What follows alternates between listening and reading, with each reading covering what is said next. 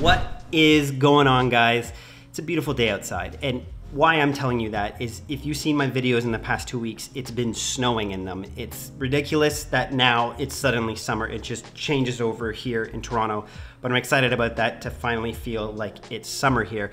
But today we are talking about documentary interviews, and I realize I say about. I'm Canadian. The more I play back my videos, it's about, but I'm Canadian, so we are talking about documentary interviews. I find people drop the ball in two areas when they're first starting out as documentary filmmakers, and that's one, their films don't have tension or conflict. They're just about a person or a place. They're not about a story or a journey. And then number two is the bad interviews that they shoot. And I used to be so nervous to shoot documentary interviews, but now they're one of my favorite parts. And that's partly because I've shot over 100 now, so there's been a lot of time for me to learn how to shoot better interviews. And I've done some horrible documentary interviews over the years. But I want to give you guys a couple quick tips that will really help your documentary interviews. So number one tip is do a pre-interview. You want to get to know your person before you actually ever shoot your on-camera interview. And so what I do is I get on the phone with the person and I write down as many notes. I kind of have a pre-interview. It's my research or exploratory interview with them before I ever go to camera, because I want to make sure that when they're on camera, every question I ask could be something I could use in my film. It's not just me aimlessly asking questions, discovering stuff about them.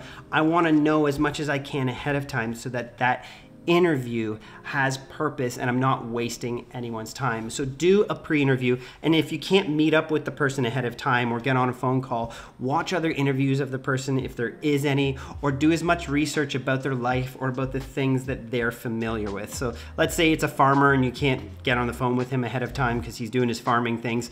Research about farmers, watch other interviews of farmers, do a little bit of research. It will go a long way for your first interview with them on camera. And before I get into my second tip, I want to mention that this is kind of like a preview to the documentary course I'm going to be doing. I have a big, long, in-depth documentary course I'm working on that's going to be all the knowledge I have in my head as a filmmaker. So I'll be releasing more information about that, but stay locked to this channel. I'm excited to release it to you guys. My number 2 point is ask more why questions. And you want to ask why questions because it gets into people's emotions. You want to ask people to relive their experience. See, you could ask someone, let's say it's an athlete, a basketball player, and you want to ask him what his first game was like.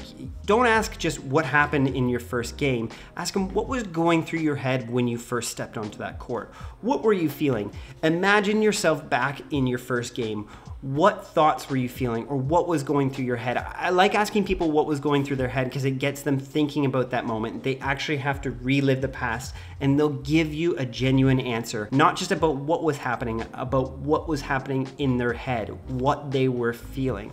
So make sure to ask more questions that either are directed towards emotions or ask the why. Why did you feel that? Why did this happen? It will get people explaining the situation. It'll get them explaining the dynamics around them, and it won't just give you information. Because if you're just asking people questions that will give information, like what happened that day, they'll say, well, we played basketball and we lost the game 10-0. Well, that's cool, but you could show that in B-roll. What you can't show in B-roll is what they were feeling. So this is where you want to ask questions that are directed towards emotions. You'll create a much more interesting character in your film than if you're just asking questions that ascertain information. My number 3 point is the pause. You as a documentary filmmaker may feel like you have every question lined up and you want to get to the next question and get to the next question and get them to talk about something. But if you just pause and don't interrupt the person, they're gonna feel like they need to keep talking. Because the second you talk, you're telling them that you have all the information you need. But if you can practice pausing, and sometimes it's awkward, sometimes the person won't know what to say, you can give them a visual cue, or you could say, well, what else about that situation? You can prompt them to talk more. But if you can just zip it for the most part, they're gonna keep talking, and that's when you get to the good stuff. Because the first response that they'll give you will probably just telling you what happened that day. But the longer you wait, they're gonna have to go deeper in their mind, deeper in their heart, deeper in their emotions, and they're gonna give you a much deeper answer most of the time that will resonate with your audience and again, create a much more interesting character in your film. So remember the pause. When you wanna interrupt them, when you wanna go on to the next question, when you feel like, you know, I've probably been waiting too long, it's rude, just hold a bit longer and you're gonna get way better information out of them. And my fourth point for documentary interviews is have a direction. This kind of goes back to the first one when you do a pre-interview. Sometimes I watch people doing interviews and they just ask people random question after random question and they don't know where they're going with it. What you want is some responses that could start off your film, that will help explain the tension in the person's life, what the conflict was that they are experiencing.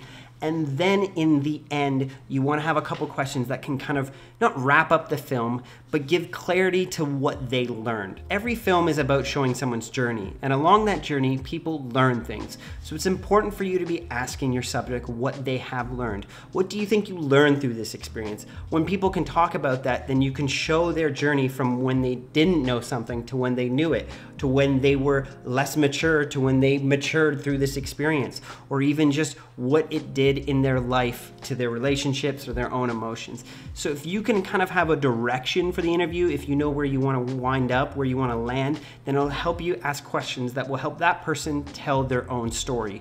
You're the storyteller, so you need to help direct them. And my other thought, kind of a bonus one right now, is don't try to tell people's life story.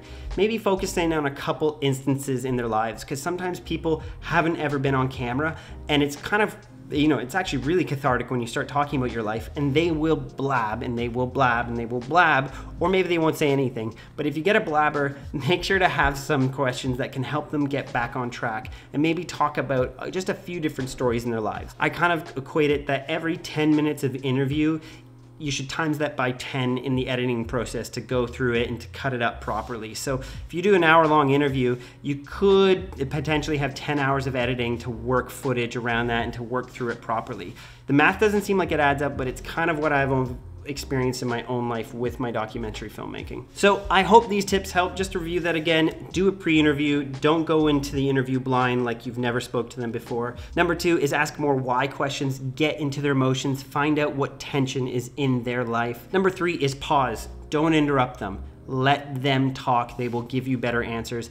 And number 4 is have a direction with the interview. Don't just ask questions aimlessly. Have a story that you're trying to tell or that you hope that they can tell so that you can prompt them along the way. Anyways, guys, I want to get outside. I'm going to go for a nice long walk. It's so warm out there. I think we're finally going to actually turn on the air conditioning for the first time here in the office.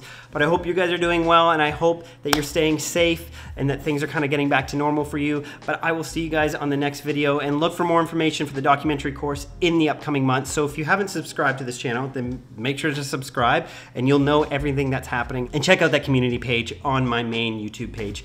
But I'll see you guys soon.